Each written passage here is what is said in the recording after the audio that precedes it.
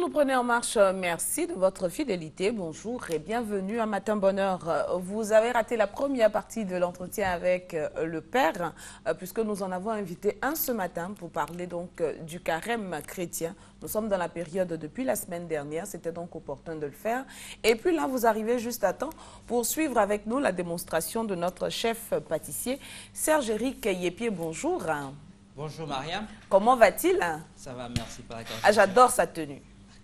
Je suis, moi, fan de sa tenue. Chaque fois que je le vois comme ça, je dis que c'est beau d'être pâtissier. Amen. Alors, aujourd'hui, nous parlons du millefeuille. Ah oui. Et à la base du millefeuille, on a ce qu'on appelle une pâte feuilletée. Ok. Qu'est-ce que la pâte feuilletée? La pâte feuilletée, c'est une pâte de base, généralement, qui ressemble à un biscuit, présenté comme ci, qui est fait à partir de farine de sel d'eau. Voilà, qu'on fait plusieurs tourages et on obtient... Plusieurs quoi? Tourages.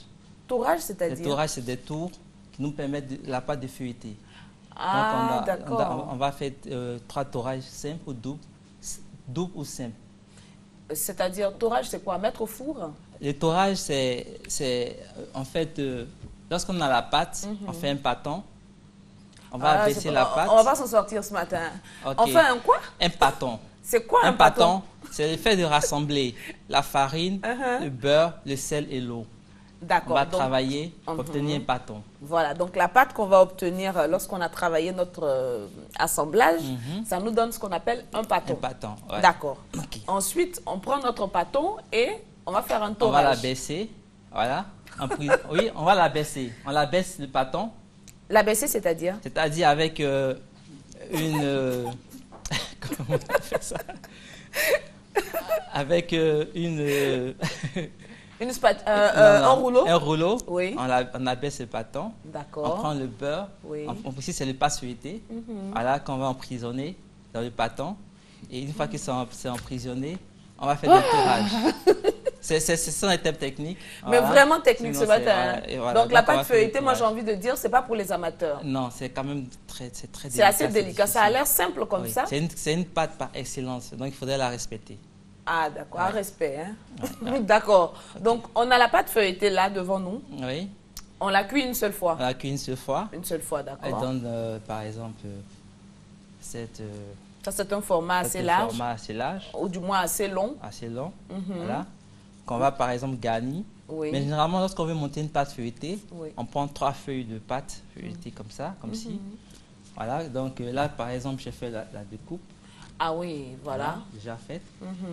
Et avec ces 3 morceaux de pâte feuilletée, je vais utiliser la crème pâtissière. Généralement, D'accord. Déjà, la pâte feuilletée, au résultat, quand c'est cuit, c'est croustillant. c'est croustillant. C'est D'accord. très croustillant, c'est craquant.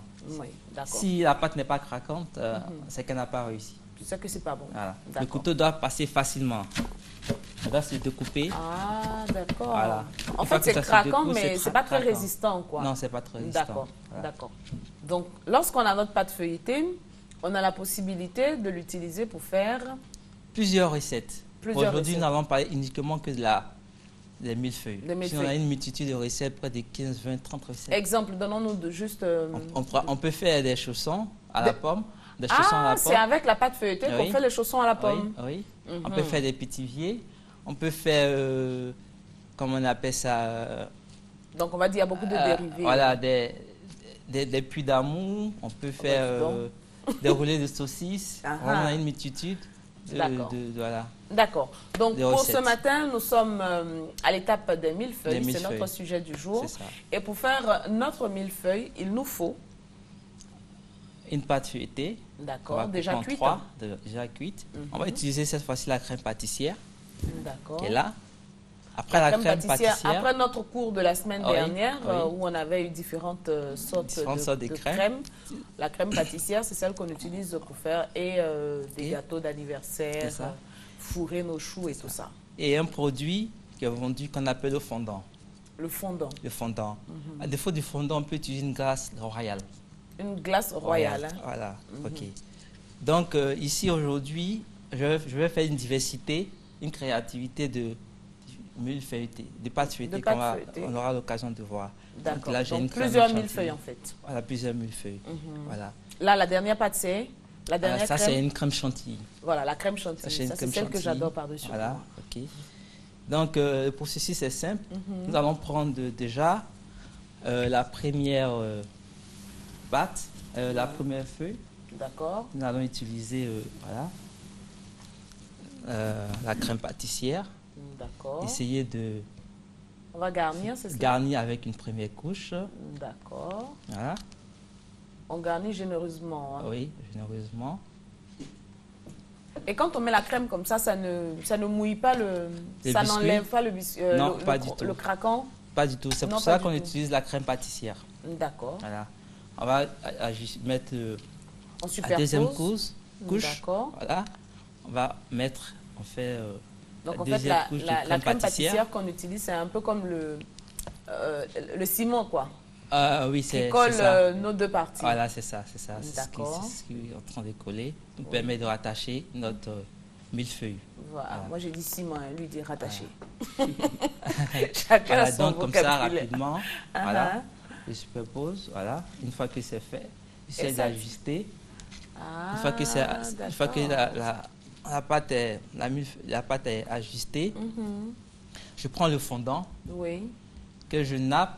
C'est pas une nappe, c'est le fait de verser dessus. Je nappe. Une fois que c'est nappé, l'ensemble. Voilà. Ce que vous avez en main, comment ça s'appelle? Ça, c'est une palette. Une palette. Spatule. Voilà. C'est aussi une spatule? Oui, c'est pratiquement... Là, c'est en métal. C'est en métal. D'accord, ok, on y va. Donc, une fois que c'est fait, on prend... Là, autour du fondant. Voilà, le fondant, on passe dessus carrément. Voilà. Un de ces quatre, je vais me mettre à la démonstration, je vais mettre la tenue et tout ça. Et puis je vais faire en même temps que le chef. Et on va voir si ça donne le même résultat à la fin. Si, c'est pas difficile. D'accord. Il suffit de s'y mettre, de s'y laisser. Voilà, rapidement, donc, au fur et à mesure, il va faire ça. Voilà, il fait ça. Est-ce que c'est un millefeuille qu'on a à côté? Ça, oui, c'est un millefeuille. Ah bon? Voilà, fini pratiquement.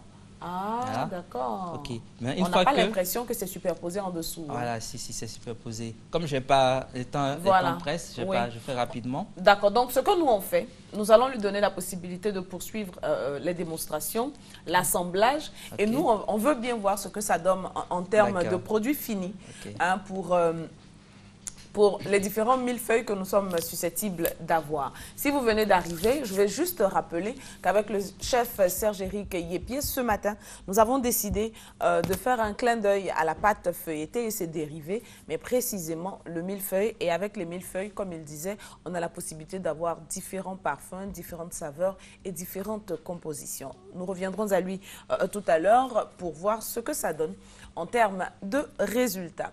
Mon père, pendant le mois de carême, on peut se laisser aller à la pâtisserie? Je dirais que, Mariam, là, vous me tentez. Parce que...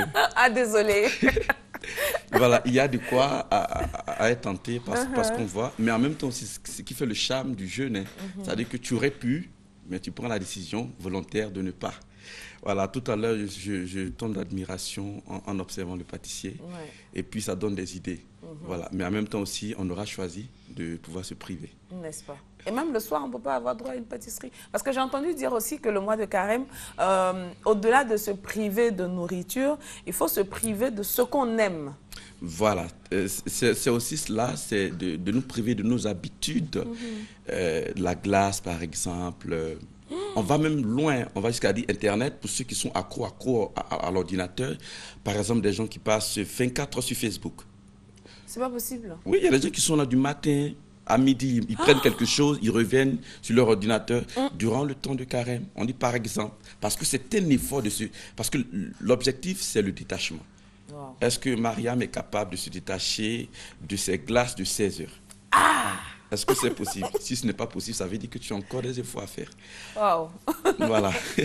D'accord, donc ça c'est l'exemple qu'on prend, mais en fait chacun a sa passion et chacun sait l'effort qu'il a à consentir, pour montrer son attachement à Dieu. Oui, c'est bien cela. Et puis aussi par rapport à l'alimentation, j'ai eu à faire des entretiens avec un médecin qui a conseillé à la rupture de jeûne de ne pas prendre ce qui est glacé. Ouais. de ne pas prendre ce qui est glacé. D'abord, lorsque nous avons fini la journée, que le premier repas ou le premier aliment soit par exemple du thé chaud. Par exemple, pour permettre, une infusion. Voilà, pour permettre à l'estomac de se dilater pour se préparer au repas. Parce que lorsque nous prenons glacé, l'estomac a du mal à se décontracter. Et souvent, même quand on prend glacé, qu'on veut manger, on a l'impression qu'on est vite rassasié. Et puis après, on a faim. Le creux est là. Voilà. D'accord. Alors, nous allons retrouver la suite de nos invités dans quelques instants. Nous allons juste permettre à Judith, qui réalise cette émission, de reprendre l'antenne et de nous permettre de nous organiser.